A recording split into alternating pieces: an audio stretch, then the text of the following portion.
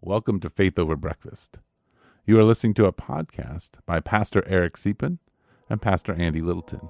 If you enjoy Faith Over Breakfast, we encourage you to rate it on the Apple Podcast app, on Spotify, or Google Play.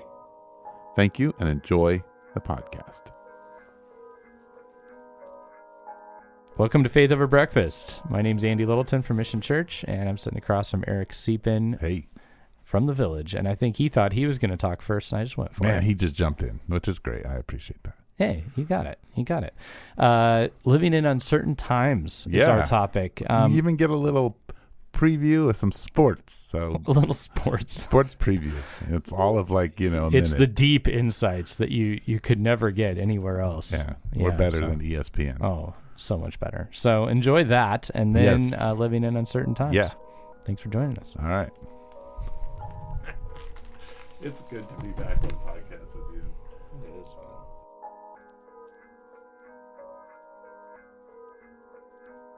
Hey, Andy, it's good to see you. Thanks. You know, we only put one podcast up all of January. Yeah, well, that happens. It does. Because sometimes you do one and you go, nope. Yeah. Yep. So we would have had two. Yeah. But we, It's not that we haven't been participating in the podcasting. It's that we just decided that one was just for us. yeah, I think Don't you wish you knew what it was about? it was a rough month in some ways, I think. Yeah. Just for both of us. Oh, sure. Yeah. And It's so every once in a while you're like, maybe a little bit too much of me showed up right there. Maybe that one, maybe that's for close friends and family. right. Yeah. I'll send that around to your wife and mine. Oh, perfect. Yeah. I'm sure they'll be blessed. They'll be blessed by it. Well, it's good to see you. This is February 1st, 2022. Here we are. Wow, what's going on? Yeah. Wow. Yeah. I mean, if you care about sports, the Super Bowl has been determined. What's that? I don't even know who's in it. I think it's The Bengals. The Bengals. I've seen. That's big news. Yeah, it's big news. Yeah. 30 years or something like that. I guess. More. Yeah. Yeah. And the Rams. Oh, yeah. Oh, Yes, the there you go. Rams. All I right. didn't even know that. So that's all you get for sports. Moving on in our Yeah. Faith Over Breakfast. My big sports thing, because I'm more the baseball guy, is I'm beginning to wonder. So I have a pair of spring training tickets, and I've been hoping to go to an opening game. Ooh. Because I will actually be traveling through a city with an overnight layover, where opening night for Major League Baseball will be happening that night, and I want to go. But the Players Association and the owners are in a lockout. Oh. And if it doesn't resolve, they're going to change the schedule, and this could happen soon. And this is pain from my childhood, Eric, because during my childhood, when I was a big baseball fan, they had the big strike. That's right. In the 90s. And so that, as a kid, the complexities of that did not matter to me as much as just, why won't they play baseball? All right. So, I could slide into a real depression here, is what I'm saying. Well, we can talk that. Nothing about the spiritual things. It's just that. You actually are pretty loud. Look Oh, at that. well, thanks for bringing it up. All right. Anyway. No, that's good. People want to hear you. Do they? Okay. Yes, they do. Anyway, yeah, there you go. So that's my sports news. All right. Well, yeah, This I tend to edition of- only watch basketball, so, Okay. Yeah, I watched some basketball. and mostly just the Warriors because I'm just so fascinated with them. They are fun to watch. They're the ones that tend to. I'm not a Warriors fan, but maybe I am. I don't know. I like the whole return of Clay. Yes. Very interesting to me. I like watching Steph play. Yeah. No doubt. And then, hey, there's a lot of other good figures. Yeah, and I think we've lost like 70% of the Faith Over Breakfast listeners. Oh, they're so gone. we need to bring them back. And what are we going to talk about? If we can, if we even can. They're just, you know what they're doing? They're 30-seconding us, and until we get to That's the ones at the Village. Yeah. Yeah, the people at Mission already cut. They already cut out. Yeah. This is too much. Too much. Yada yada yada about your lives. Your lives. Yeah. People at Mission just don't care about your life. That's the big difference between the people at the Village and the Mission. People at the Village, they don't care about your life, but they're going to stay involved in your life. Wait, what? The people at the village don't care? Well, they're 30-second skipping. I mean, they don't really care. You just said all villagers are 30-second skipping right but now. Well, that's what you said. And they're going to, but here's my point. They're going to stay involved in your life. Admission, see ya. They're just done. Okay, I see what you're saying. Anyway, what are we talking about today? I don't know. You came up with the topic. I just want to say something. A moment ago. You have stopped texting. Here's what I think I should talk about. You just text the night before and say, what topics? I'm like, wait, every week I'm the one who has to choose the topics for Faith Over Breakfast? You know what this means? What does it mean? It means I am preoccupied with other things. Oh. My topic would be 2 weeks worth of oral examinations. Do you want to talk about 2 weeks worth of oral examinations? Well, we do want at least a 5-minute report on how you survived them, because you were headed into them before the previous podcast, of which we did not post, so everyone wasn't waited with bated breath to find out, but now they can know. You spent a lot of time. I'm done. And how did it go? And was it harder than you thought? Well, no, it was about what I thought, because oral I've been in exams to get your MDiv, right? This was to get my MDiv. Okay. So, Master of Divinity degree. And so I survived. Yeah, I mean, I've been in this program for 12 years, and there was no study guide for this. And it was just be familiar with your coursework. And so when there were questions from classes I took 12 years ago, I was fuzzy, and I couldn't specifically prepare. So I'm just glad he granted me safe passage. I mean, that's all that really matters. Safe passage into the MDiv world. Well, congratulations. Which meant you can go to the payment page and go ahead and pay that graduation fee. Yeah. That's what happened. Congratulations. Thank you. You are now a master of the divinities. Oh, yeah. All righty. Well, good job on that. I'm proud of you. Are you? Yes, I am, actually, that you persevered. I did. And that's important. That is a thing I did, and I have noticed about myself is it might take me a while, but but you'll get there. to get there. Yeah. Well, that's good. That's a good. You got some grit and some long obedience. Suffering. A long obedience. Isn't that the right direction? Grit. A direction. Yeah. Yeah. So there you go. All right. So you threw out this question, and here are the topics I threw back at you. We could talk about the retirement of Tom Brady, because I just put that as a joke. We just both admitted we don't watch football. Well, I do care about Tom Brady for some weird reason. Yeah. I don't. But I'm sure he's a great guy. Living in a world of uncertainty was one of them. That's the one I said we should do. And the other one I put up there is the Russian-Ukraine conflict, which I could assume might create some anxiety for people. No doubt. Because we're talking about sending troops over there. But that could be linked to living in a world of uncertainty. Yeah, and the reason I didn't pick that one was because though I've seen it in the news over the last couple of weeks, I have not dug in. Yeah, so I don't know squat about it. I will make one mention of this whole conflict that I found to be interesting, is that people are monitoring Russian tank movement with TikTok.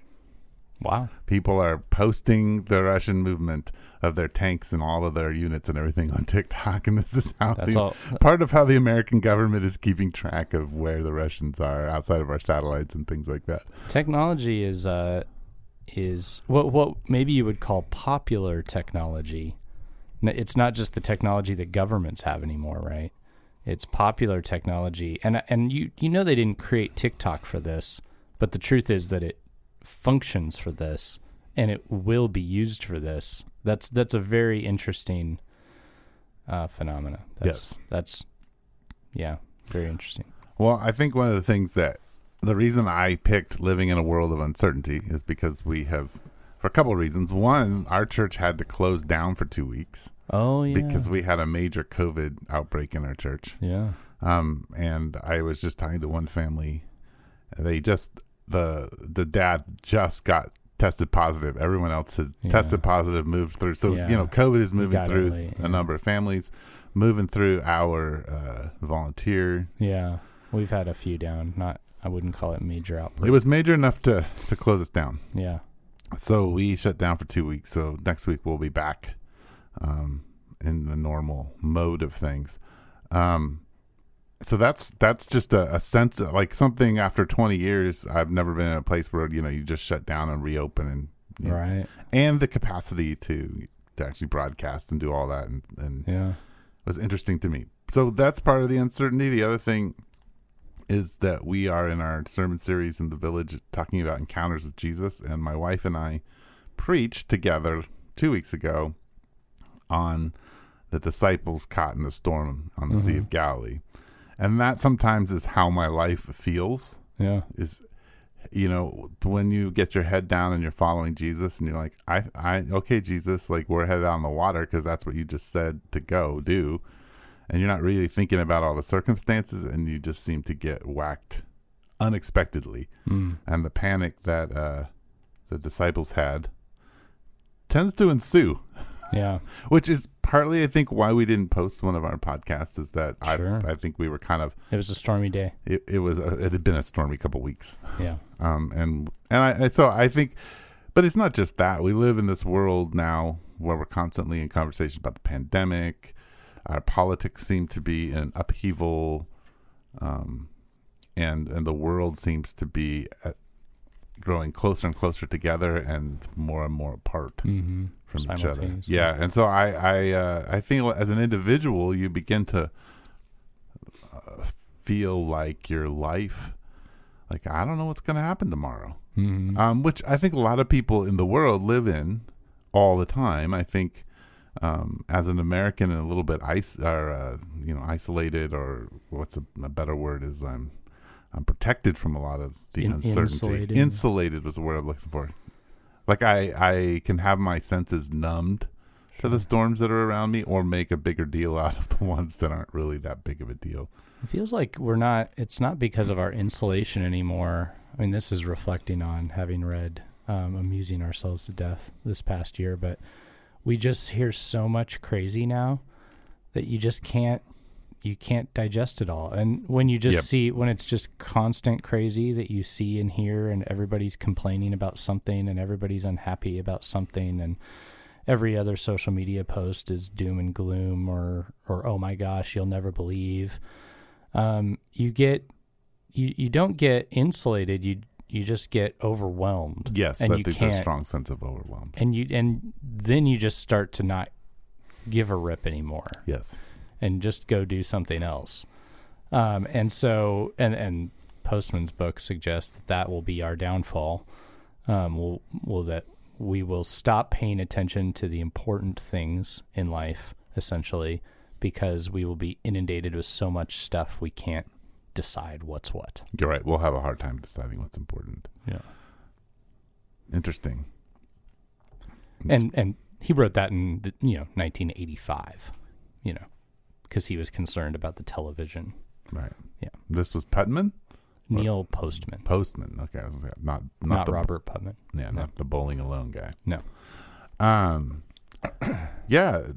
So I think as a pastor and as a follower of Jesus, there's this invitation to stability and to focusing on and living in Christ. And so that it stands in contradiction to everything.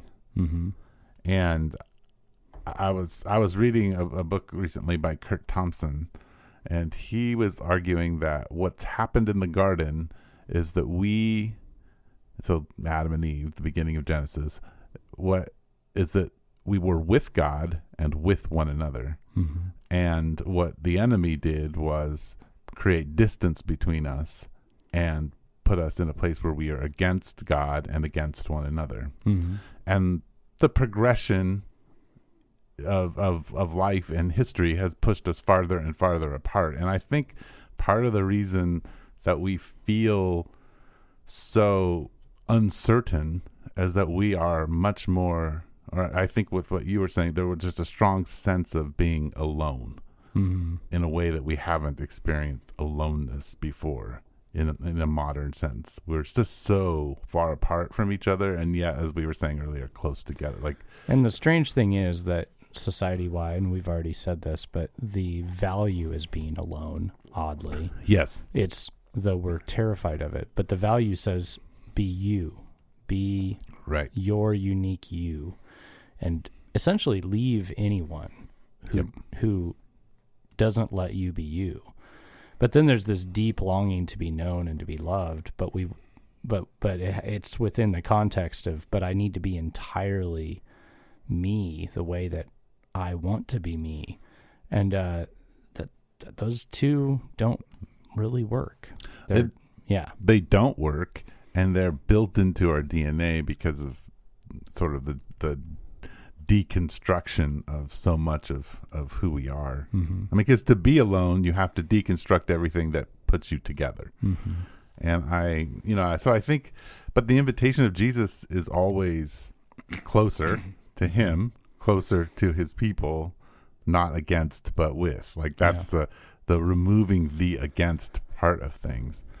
In a sense, I mean, you look at how Jesus encounters the Pharisees. It's not that he understands and is a Pharisee himself in the way he teaches and acts. In that you're saying he doesn't relax the law. And stuff. Right. Yeah. He pushes it even further than the Pharisees Right. would. He pushes it further, but they instead, are so built in their traditions. But they've set themselves up against and they're breaking relationship and creating groups. And he's like, no. It's not. What's wrong with us is inside of our heart, not outside of us. Mm-hmm. And I think we're that way. We're constantly creating division, and it's very like we're not good at being with people anymore.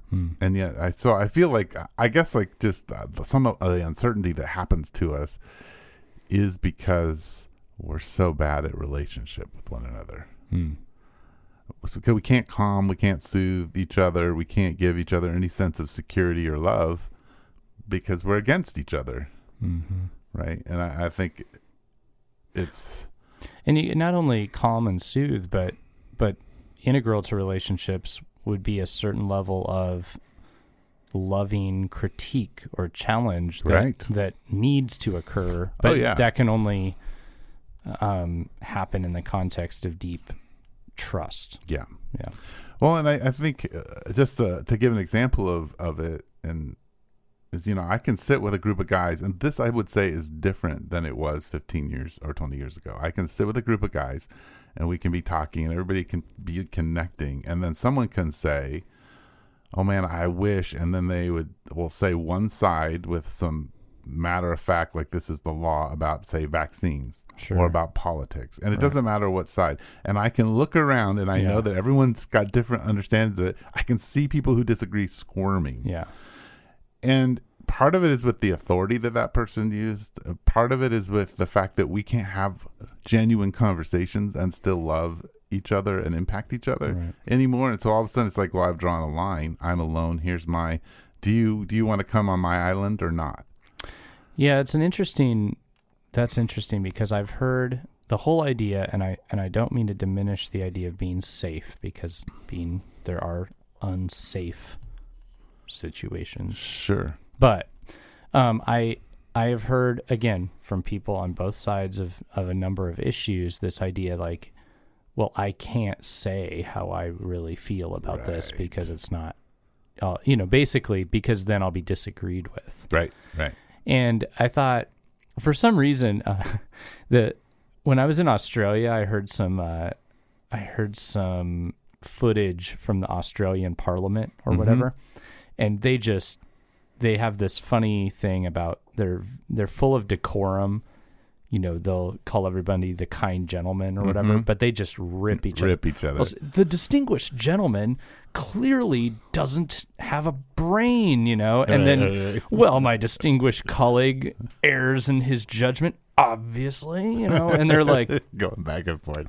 But that's pretty hilarious. But there was just contrasting. You're going to disagree in those spaces. But you can still grant each other a certain level of dignity. Yeah. There's something that I kind of learned in that. Like, they are choosing to grant dignity to somebody that they think is a total fool. Right. And that they didn't hide those feelings. They went after it, and they believed that would actually sharpen their society to some degree. Currently, in our world or in our situation, we do entirely the opposite. We don't show up, we don't say anything, and we just curse people behind their backs. Right. And it, I'm not saying that Australia version is good, but what we're doing isn't good. Right. Well, I think as followers of Jesus, we really have to begin to, I love the word dignity, hold up and defend one another's dignity. Here's a simple example. I mean, you and I probably went down the list of things, agree on a lot biblically and how church should work. But there are a few things that we just disagree about. Yeah. You and I can go back and forth, and you can say, I don't even think you know what you're talking about, yada, yada. But I know, and this would be the same for me. If I leave here and someone's like, I can't believe Eric believes this, you would say, here's why, and I think it's legitimate. Right. You would defend me. Mm-hmm. You would say, I don't agree, but I think what he's doing and what he believes is legitimate. You would defend my dignity. Yeah. I mean, if I were promoting something that breaks, let's just say, the moral law, then you would not. But within the context of what is good and right, you're going to defend and care about my dignity and protect me, and then be able to offer me good things in context of relationship. And when the safety comes is I know that just because I believe something, I'm not going to lose you as a friend. Right. And I think that's really important, because it's what makes friendship really deep and rich, is when you can say, no, like relationally or politically or spiritually, I don't agree with this. Let's talk about it. Like, let's wrestle it through. Why is it that you're believing this or thinking this? And then we can walk away and care for each other. It feels like the general sense going right now is that if we talk about this, we won't be friends. Right. But interestingly, in so doing, what we actually do is choose not to be friends. Right. Because friends talk. Right. And I think so. I think that's a big deal. Mm-hmm. But I also think I think part of the uncertainty is we're all, like, forget the politics. Like, we're barely trying to figure out how to parent our kids, how to love one and each other in marriage. Like, I think we've become people without skills. Yeah. All of us. I mean, you, me, like, we don't know how to do these things. And we've lost, like, a sense of really, I don't even working on, like, your whole getting your MDiv was a long time, right? You had to work on it, and sometimes you were present in it and sometimes you weren't. But I don't think we see our relationships, our spirituality, like, okay, this is a long obedience in the same direction as, I just love that phrase. But it's what we're invited into, and it's really slow, and it means that I got to be faithful to you even if you irritate me. Right. Yeah. And I think that's hard for people. Mm-hmm. Because life's messy, and how's that going to fix tonight when my, husband's yelling at me, or I'm sitting all by myself and I don't have a girlfriend or a boyfriend, and I feel like my life is meaningless, and it's and yet, Jesus is like, his frustration with people when he asked them, if you don't have any faith, is not like, do you not believe in me enough? It's like, are we in a relationship? Yeah. Like, that's really the question he's asking. It's like, have you been around me? Do I care about you? You care about me? Like, are we doing this thing together? I think that's a big part of. And of course, Jesus being slightly, we can't quite get there, but still he is acting as a human. Mm-hmm. But the other thing is, when he asks those things, it's not about him. He knows who he is. Right. It's about his longing for the other person to be in relationship and to see and to open their eyes. It's not this is exhausting to me or something. It's different. And so but it may be actual true baffled.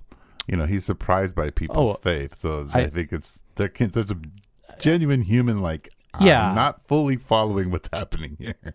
Right. In a sense. Right. I'm just saying, but, I would believe that the motivation in expressing it wouldn't be to just be like, you're an idiot. It would be, are we in a relationship? Yeah. I love you. Yeah. What are you even seeing here? Yeah.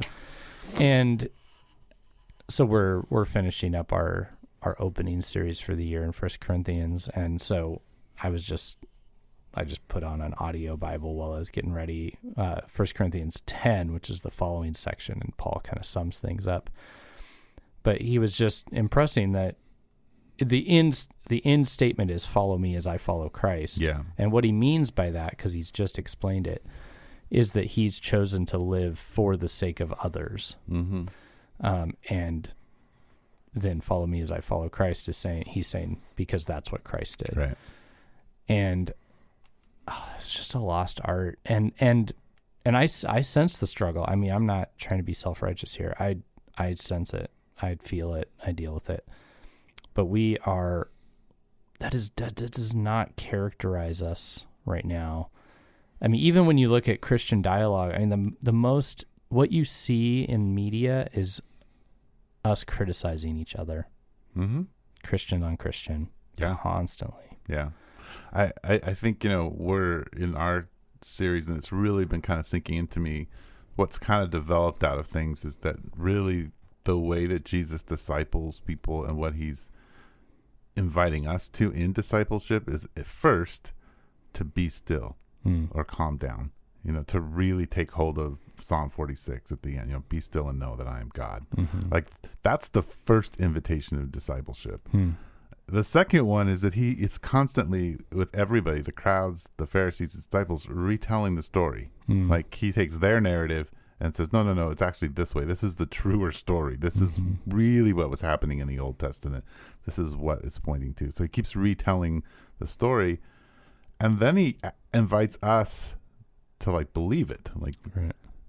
And then to ask a better question. He's always asking a better question or reframing their questions for them. And I think that's what discipleship is. It's be still, be calm, believe what's actually true, and then ask a different question than the one you're asking. And I think we're not even got to the first one. Yeah. Be still and know that I am God. I think that is the invitation to the community of God in the world.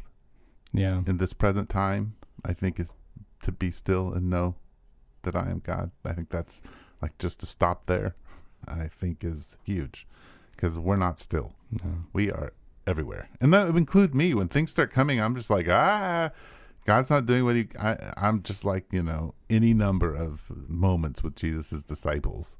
Yeah. I'm just freaked out, or I don't get what's going on, or why are you having it this way?